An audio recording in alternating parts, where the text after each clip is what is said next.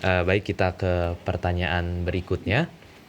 Di sini ada pertanyaan dari Saudara Jani Arto Ali.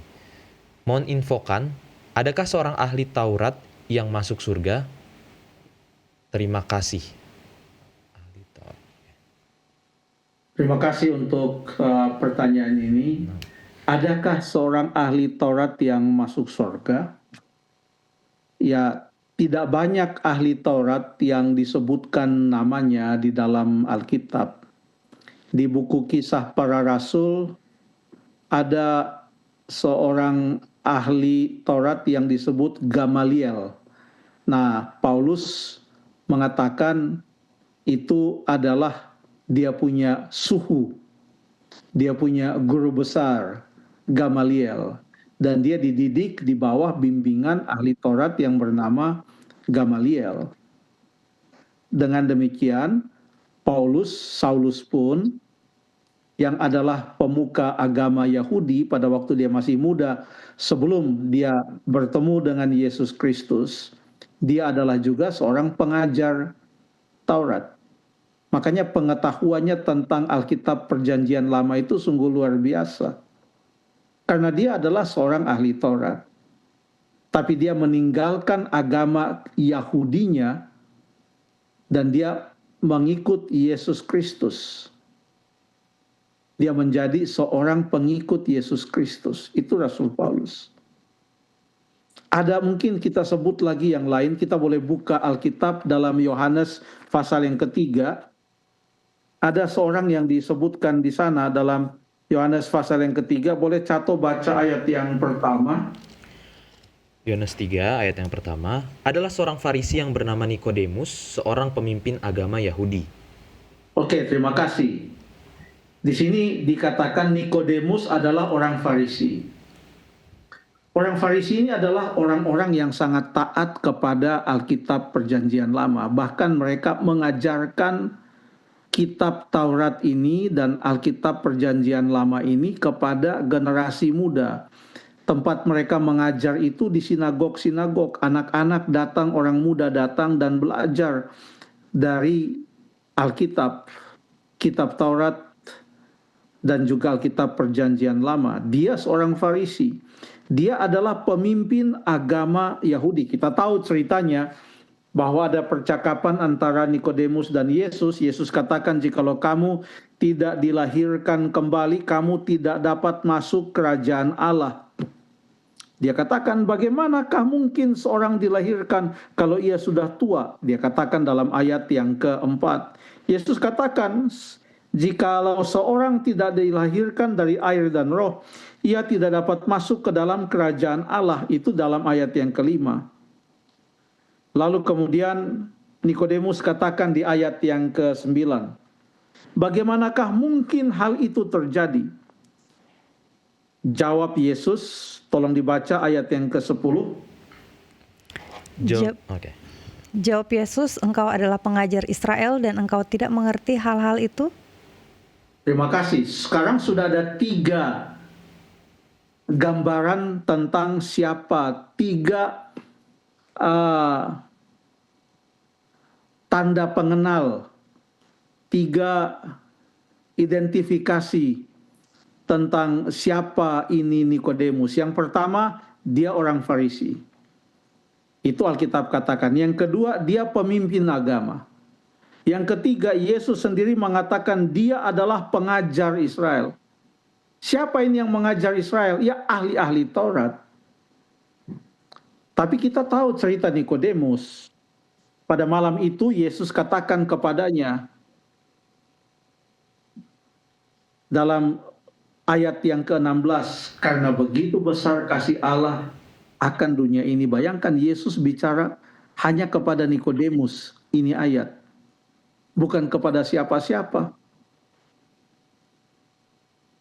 Pada malam itu Yesus katakan kepada Nikodemus, karena begitu besar kasih Allah akan dunia ini sehingga ia telah mengaruniakan anaknya yang tunggal, supaya setiap orang yang percaya kepadanya tidak binasa, melainkan beroleh hidup yang kekal. Lalu kemudian Yesus katakan di ayat sebelumnya, dia katakan, Sama seperti Musa meninggikan ular di padang gurun, demikian juga Anak Manusia harus ditinggikan supaya setiap orang yang percaya kepadanya beroleh hidup yang kekal. Yesus mengatakan bahwa Anak Manusia akan ditinggikan. Ditinggikan memang bukan hanya dimuliakan, memang ditinggikan lebih tinggi dari yang lain yang sedang berdiri. Pada waktu Tuhan Yesus disalib, dia lebih tinggi dari semua, dia ditinggikan. Dan barang siapa yang percaya kepadanya, Sang Juru Selamat yang mati untuk kita, yang darahnya tercurah untuk kita, yang seharusnya kitalah yang mengalami maut itu, tapi dia menggantikan kita. Katanya barang siapa yang percaya kepadanya, tidak akan binasa, melainkan beroleh hidup yang kekal. Dia katakan itu kepada Nikodemus. Bahkan pernah Tuhan Yesus katakan dalam Yohanes 12 ayat yang ke-32. Tolong dibaca Yohanes 12 ayat yang ke-32 dan ayat 33. Yohanes 12 ayat 32, dan aku, apabila aku ditinggikan dari bumi, aku akan menarik semua orang datang kepadaku. Ini dikatakannya untuk menyatakan bagaimana caranya ia akan mati. Bagaimana caranya ia akan mati? Disalibkan, ditinggikan dari bumi. Itu yang dia katakan juga di Yohanes pasal yang ketiga, ayat 14 sampai ayat 16. Dan Nikodemus mengerti ini. Siapa yang datang ke salib Yesus sore-sore itu? Pada waktu semua murid lari meninggalkan itu salib. Sebelum matahari terbenam, siapa yang datang ke salib itu? Melihat Anak Manusia yang ditinggikan dari bumi, yang disalibkan. Mari kita baca dalam Yohanes pasal yang ke-19.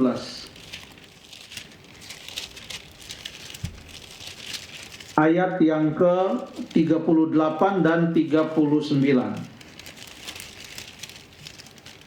Yohanes 19 ayat 38 dan 39. Setelah itu, Yusuf dari Arimatea, ia murid Yesus, tetapi sembunyi-sembunyi karena takut kepada orang-orang Yahudi, meminta kepada Pilatus supaya ia diperbolehkan menurunkan mayat Yesus. Dan Pilatus meluluskan permintaannya itu. Lalu datanglah ia dan menurunkan mayat itu. Juga Nikodemus datang ke situ. Dialah yang mula-mula datang waktu malam kepada Yesus. Ia membawa campuran minyak mur dengan minyak gaharu, kira-kira 50 kati beratnya. Sekarang dia tidak datang kepada Yesus malam-malam. Pertama dia datang kepada Yesus malam-malam. Yesus katakan bahwa Anak Manusia akan ditinggikan dari bumi. Siapa yang percaya kepadanya akan selamat, tidak binasa, melainkan beroleh hidup yang kekal. Sekarang pada waktu Anak Manusia itu ditinggikan dari bumi, disalibkan, karena Alkitab mengatakan, Yesus menyatakan ditinggikan dari bumi itu di dalam Yohanes 12 ayat yang ke-32 dan 33, Yesus menyatakan cara bagaimana dia mati.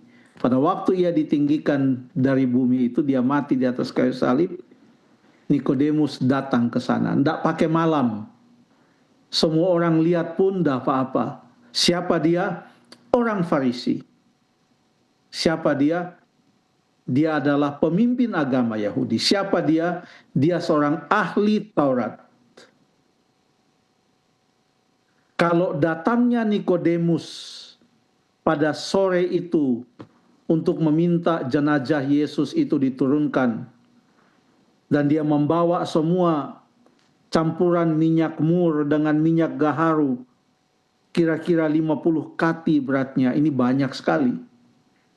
Kalau itu menyatakan bahwa ia percaya kepada Yesus, maka Yohanes 3 ayat yang ke-16 itu berlaku untuk Nikodemus.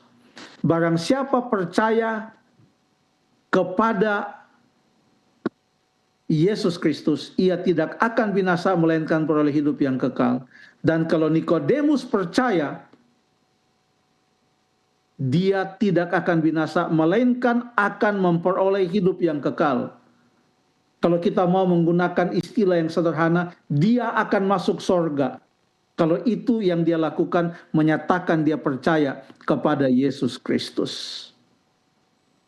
Siapa dia? Orang Farisi. Siapa dia? Pemimpin agama Yahudi. Siapa dia? Seorang ahli Taurat. Terima kasih.